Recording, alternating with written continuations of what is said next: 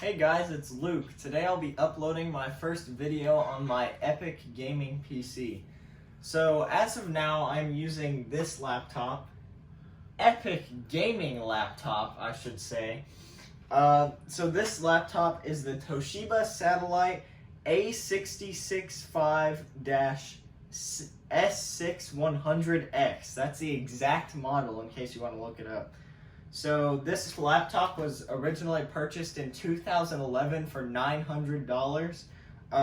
It runs an Intel Core i7-2630 quad-core mobile processor clocked at 2.2 gigahertz.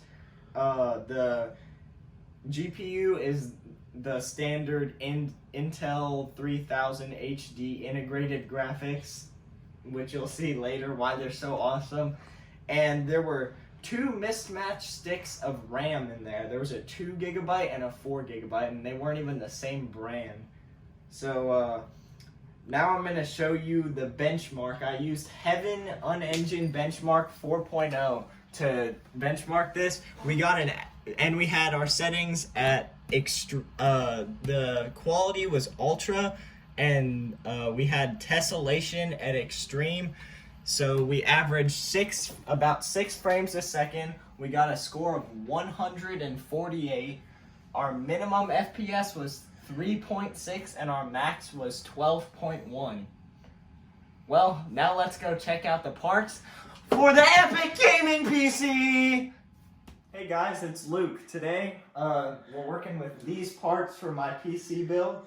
So to start off, we got an Asus Prime X570p motherboard, which supports PCI Gen 4. It's a full ATX motherboard from Mid-Tower ATX case. So first we're gonna install our Ryzen 5 3600. This is a 3rd gen built on the 7nm Zen 2 architecture. And then, today we're also working with some Trident Z RGB 2x8. So we got 16 gigs of memory running at 3200 megahertz. And there's caps latency of 16. So we got a little bit of RGB in our system to make it look nice. So next, for storage, we're working with an Intel 660p NVMe 512GB SSD. So this will be a nice fast boot drive for my Windows storage files and storing some of the games I want quick access to. So after we're done with all of that, we're going to mount our motherboard inside the case here.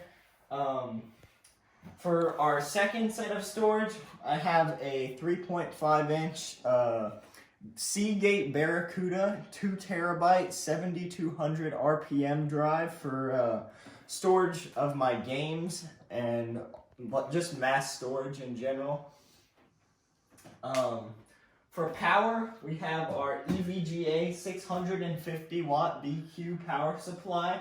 It's 80 plus bronze rated, so it should be pretty efficient for this powerful system. And last but not least, we have our graphics card, which would be the EVGA 2060 Super SC Ultra.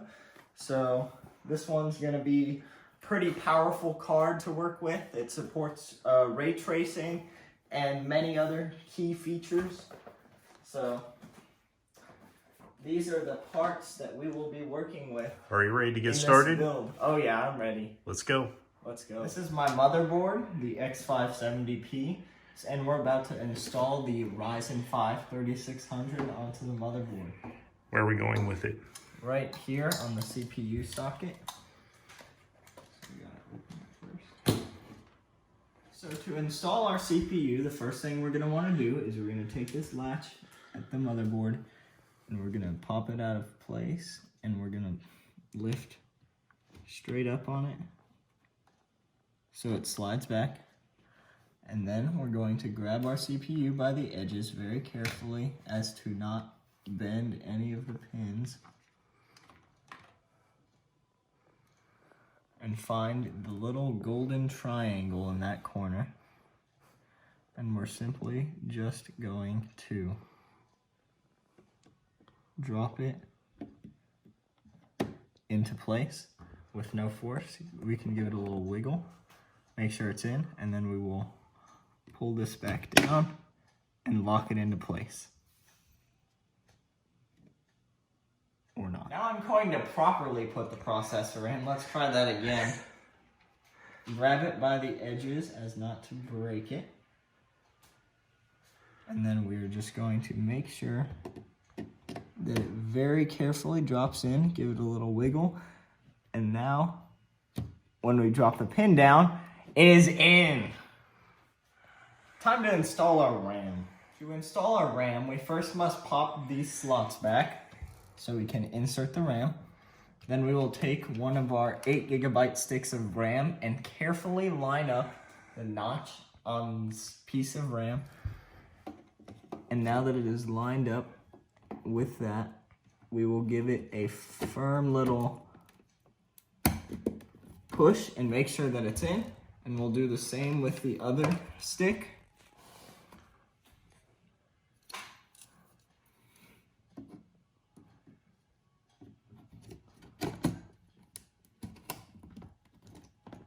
Now that they're both clicked, they popped back into place.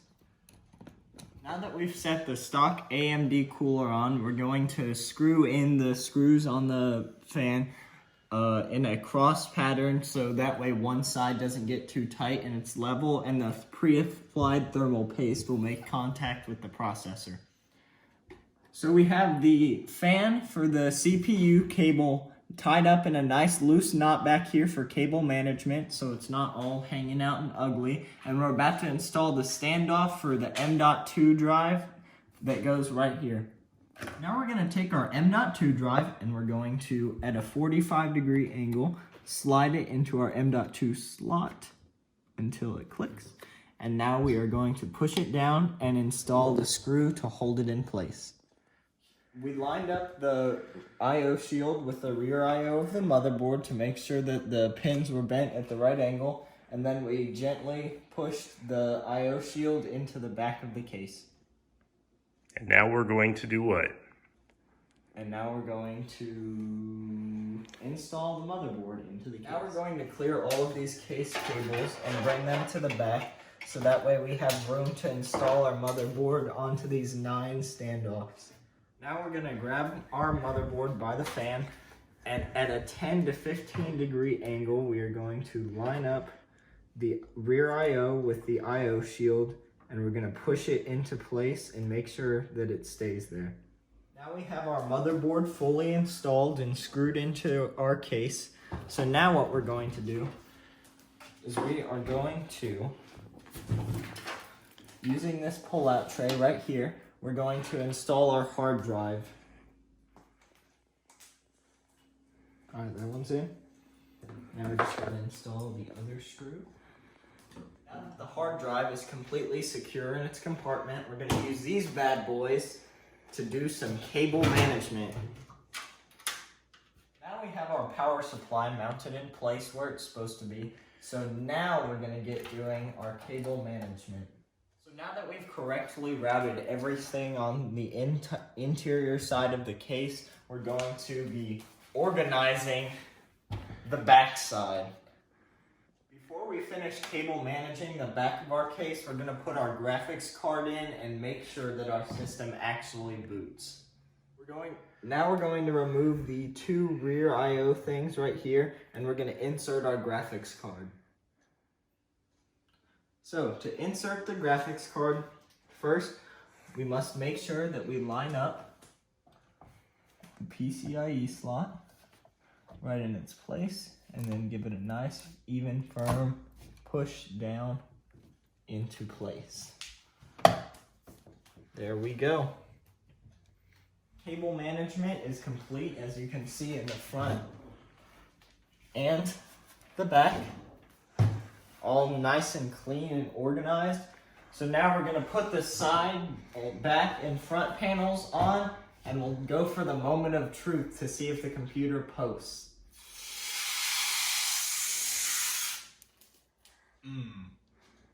Here we go for the moment of truth. Power button. Well, sounds like our fans are running. We're looking for a video signal on the monitor. Keyboard. Let's see. There we go.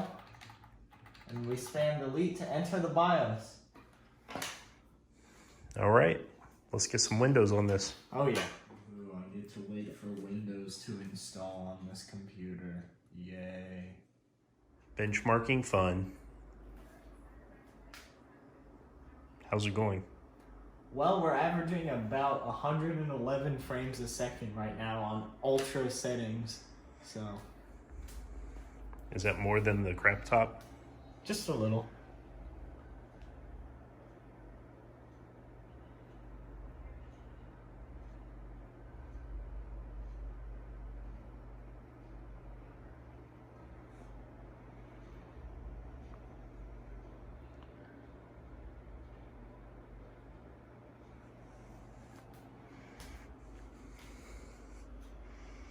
All right, we'll see the results in a minute. Oh yeah. Okay, how's it look? Well, we have an average FPS of 112.9. Our score was 2,844. Our minimum FPS for some reason was 9.2, and the max was 225.7. And this was running at 1920 by 1080 with 8 times anti-aliasing. The quality on Ultra and Tessellation Extreme. So successful build. Definitely. Anything else? No. All right.